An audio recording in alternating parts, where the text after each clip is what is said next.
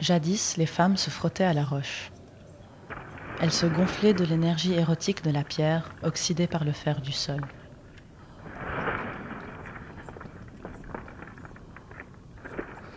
Les blocs étaient expulsés des cordillères et entraînés par les glaciers. Ils déclenchaient, par une expérience érotique satisfaisante, la reproduction de celles appelées les endémiques. Les femmes se mouvaient contre la roche orangée. Elles s'y frottaient, s'y caressaient, s'y griffaient.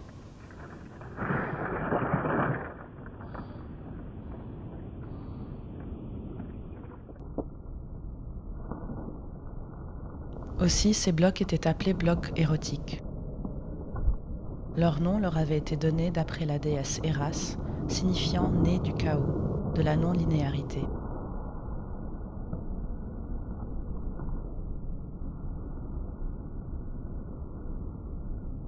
Le temps s'écoulait alors en cercle et les rocs étaient le point de rotation de l'effet centrifuge de toute vie. Ils étaient une force de révolution qui s'étendait. Ce mouvement psychique et émotionnel était à l'image de la reproduction considérée comme politique et spirituelle en même temps.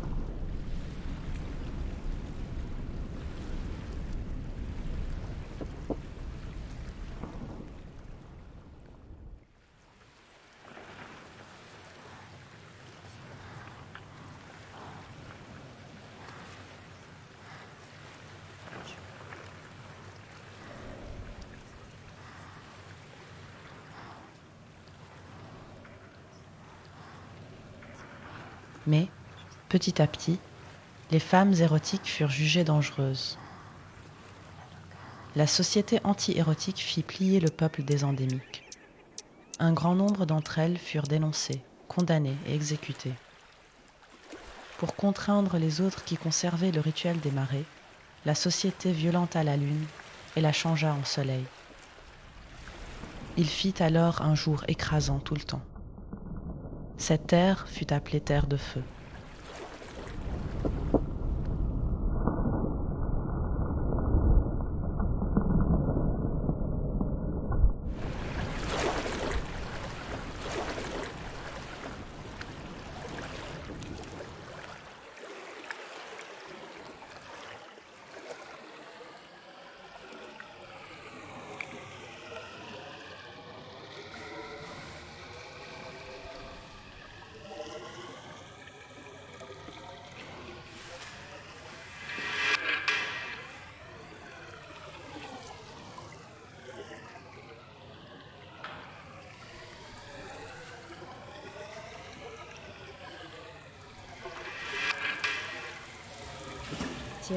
Tierra, ton nom vient du feu crépitant dans nos corps, de la roche striée, semblable aux os et chairs de celles que nous avons dessinées. Terre brûlante et glacée, en arythmie bat ton cœur, pulsant au froid des courants et au soleil, se contractant. Alors à chaque saut, la roche étend les souvenirs tronqués. Mais nous avons déjà sauvé nos peaux, fait taire l'histoire. Même si nous racontons à table d'autres versions à nos enfants, la mémoire collective sait. Les cris tordant les bouches, les larmes scalpant les joues, les doigts brisés dans les poings. La liquidité renferme le secret des puissances. Les uns construisent des bateaux pour naviguer à travers flots, tandis que les autres traversent le détroit, mais à la nage. Là où les océans se mêlent, elles se baignent alors pour oublier qu'un jour elles se frottaient contre les blocs de fer gorgés.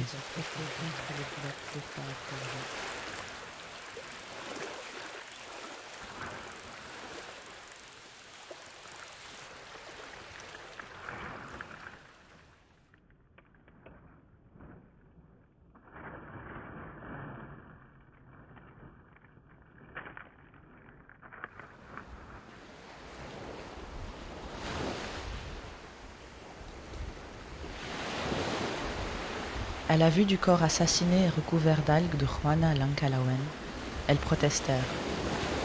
Dans un monde hydrocommun, elles se donnèrent la mort en groupe avec solidarité et violence.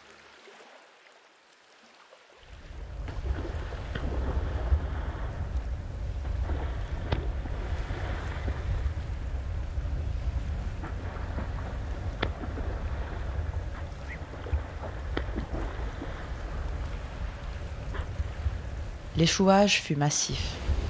Ce qui ne pouvait être dit, il fallait le faire. Elles choisirent de renoncer à leur incarnation liquide dans le silence des langages. Penser ne suffisait plus. Il leur fallait sacrifier leur imaginaire aquatique pour que la violence cesse. Elles renoncèrent à leur monde mouillé et sauvage où les flux, le sang, la salive et les fluides corporels connectaient leur corps à queue entre elles, aux autres et à l'océan.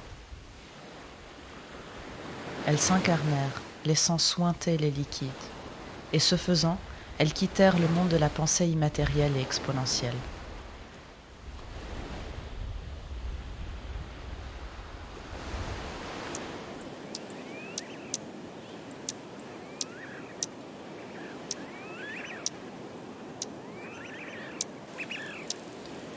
Falsas orcas des terres saignées, elles ne pouvaient être domestiquées. Les mangeuses de requins blancs pratiquaient l'anti-mascarade de leurs corps échoués. Leurs os ont été récupérés pour les sculpter et les poncer.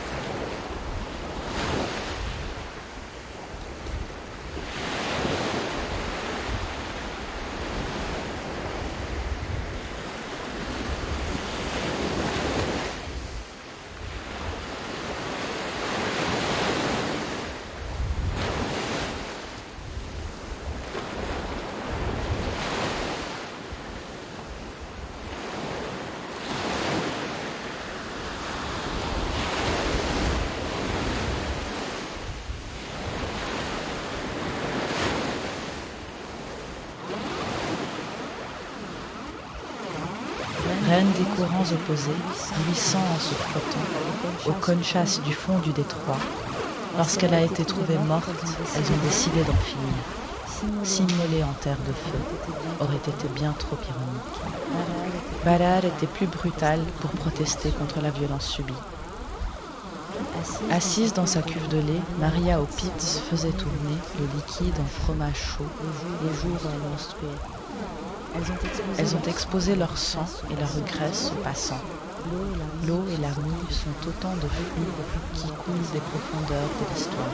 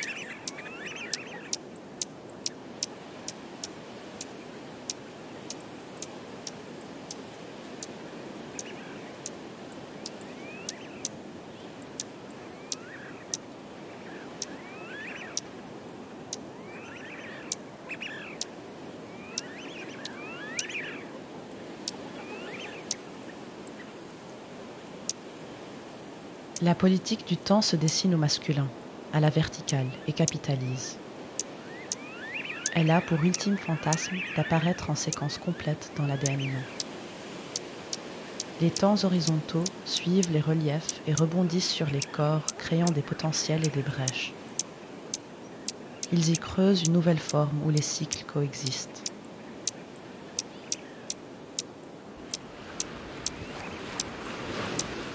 Il fallait, au protagoniste de cette histoire, une fin moins nauséabonde.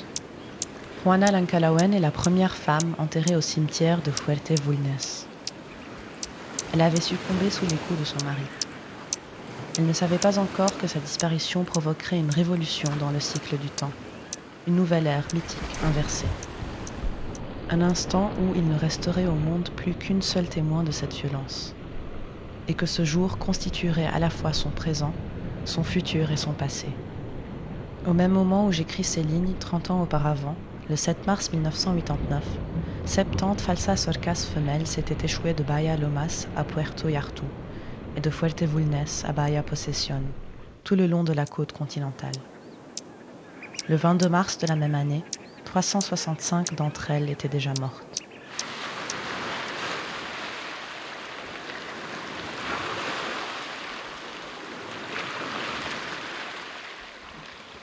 Selon la théorie la plus communément admise, lors de la pleine lune, celle-ci, la Terre et le Soleil sont dans le même axe, décuplant les forces gravitationnelles et ainsi l'amplitude des marées. Les falsas orcas qui s'étaient aventurées trop loin lorsque l'eau avait monté étaient restées bloquées lors du reflux. Mais cette théorie n'expliquait pas pourquoi seules les femelles s'étaient échouées pendant plus de 15 jours.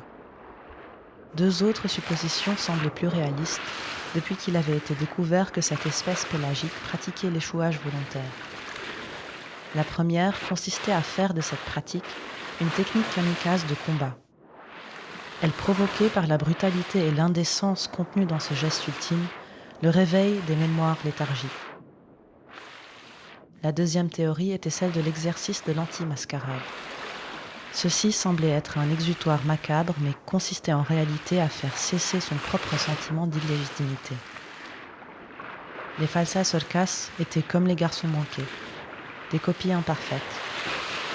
Le futur rampait vers elles, imposant son accoutrement grotesque et transformait les potentiels en vérité absolue.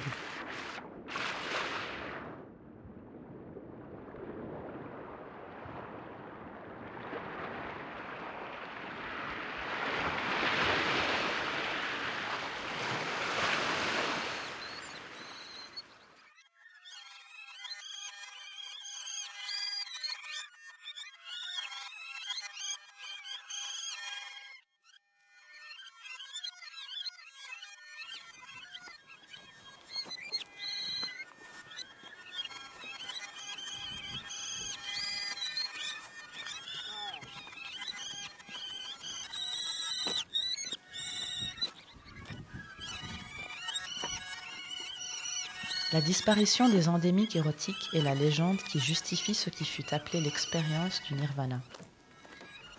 Ce nom fait référence à la prétendue sensation de jouissance éprouvée par un renard docile léchant le visage d'un humain. Cet état légitime la domestication d'une espèce dont le comportement est jugé inadéquat, sauvage ou trop agressif. L'expérience consiste à sélectionner sur plusieurs générations les renards les moins craintifs et agressifs vis-à-vis de l'humain. Ceux qui obtiennent les meilleurs scores ont la permission de se reproduire. Il en résulte des renards au pelage brillant et à la silhouette juvénile. Leur corps s'embellit avec le déclin de la peur et de l'agressivité. Ce constat a réconcilié un grand nombre d'humains avec la théorie de l'évolution de Darwin. En effet, ceux-ci ne pouvaient accepter de partager 99% de leur génome avec le chimpanzé. Ce que démontre l'expérience du nirvana est qu'en dépit d'un ADN presque identique avec son homologue primate, l'Homo sapiens avait réussi à s'autodomestiquer. L'auto-adaptation vise à se rendre moins agressif afin d'entrer en communication avec d'autres groupes et ainsi obtenir de l'aide en cas de besoin. Mais, en réalité, au sein de l'espèce humaine, l'asservissement volontaire avait été pratiqué pour garder les privilèges de certains d'entre eux. Ainsi, ceux et celles qui n'étaient pas apprivoisables avaient perdu leurs droits. Ces vaincus ont par la suite renommé cette expérience le syndrome du nirvana.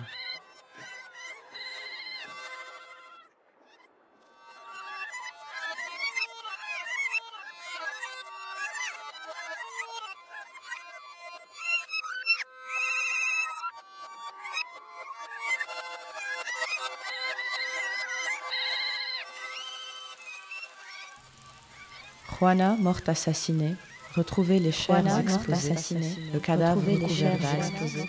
Elle ressurgit du passé pour hanter la rive du détroit. Réclamant justice fermement de sa bouche, sort le vent qui descend vers l'extrême sud du monde. Elle est la chérubine des cartes et accouche les petites filles qui viennent au monde dans l'imaginaire. Elle coule des vagins et glisse des rivières. Le détroit est trop étroit pour leur imaginaire. Passage fluide, il coule en toi, la salive des colons qui déroulaient leur errance. L'histoire a retenu des sobriquets qui salissent les mémoires de celles et ceux qui de terre de force ont été séquestrés.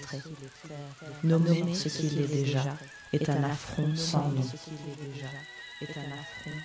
Encore avant les endémiques, les petites filles congelaient l'eau des océans en glaciers.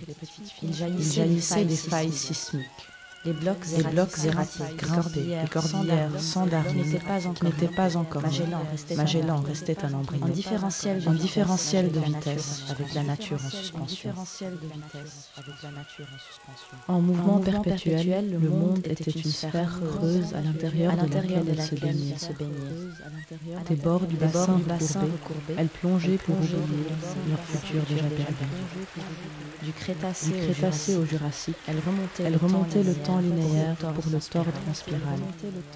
Quand, au fond, elle nageait pour nourrir d'algues les leurs, les femmes murmuraient dans leur tuba que le port de ce dernier déclenchait chez les espèces pélagiques un devoir d'aide et d'assistance.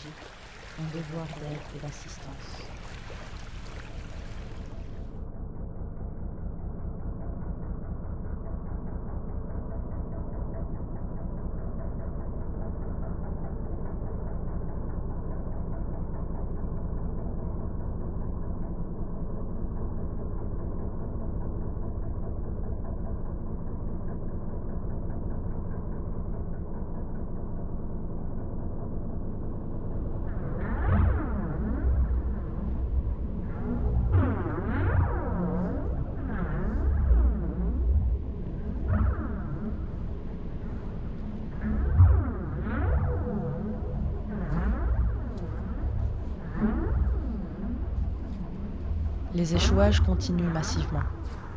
L'eau ne peut pas rester neutre. Elle porte en elle les relations, les conditions et les potentiels.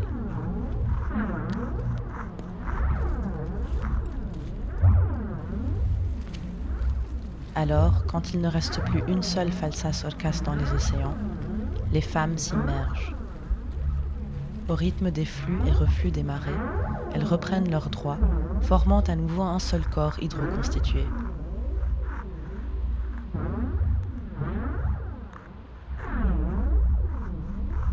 L'eau qui les mouille à l'intérieur jusqu'à leurs os sointe maintenant de leur organisme, coule et transpire partout leur corps.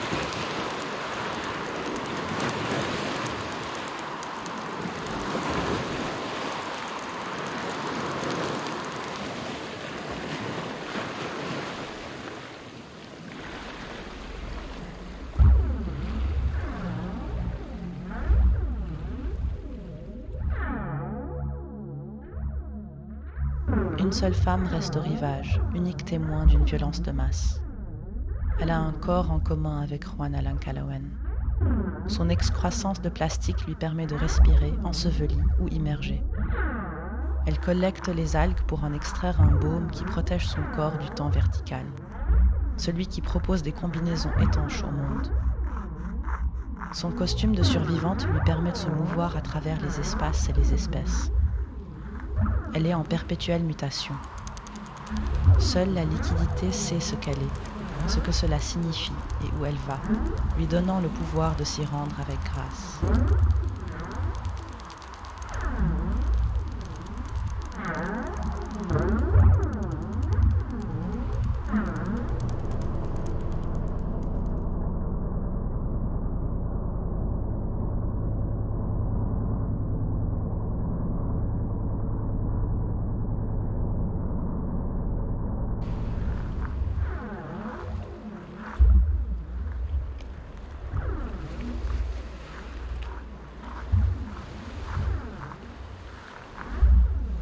À travers le temps errent les déesses tuées par nos terreurs nocturnes. Avec les vagues choquantes, nous pouvons penser que dans l'eau nous savons flotter, avec elle nous sentir immortels. Réseau de femmes sans fil sur HDV munitionné. Nos imaginaires wireless, le temps nous enfile, le laps nous effile de nos costumes, dans le jour aveuglant nous crions, avec nos sœurs enterrées hors du monde pélagique. Nous savons flotter, avec elle nous sentir immortels. Réseau de femmes sans fil, À travers le temps errent les déesses tuées nos par nos imaginaires terreurs wireless, nocturnes. le temps nous enfile. Réseau de femmes Avec avec les vagues choquantes, nous pouvons dans penser le que jour dans l'eau, aveuglant, nous nos savons imaginaires flotter, wireless, nos sœurs avec entendent elles nous nous sentir sentir immortels. immortels. Laps nous effilent de nos costumes, Réseau Dans de le jour femmes sans aveuglant, fil nous crions, sur HDV nos munitionné. sœurs enterrées, Nos imaginaires hors du monde wireless, le temps nous enfile, le laps nous effile de nos costumes. Dans le jour aveuglant nous crions, nos sœurs enterrées hors du monde pélagique.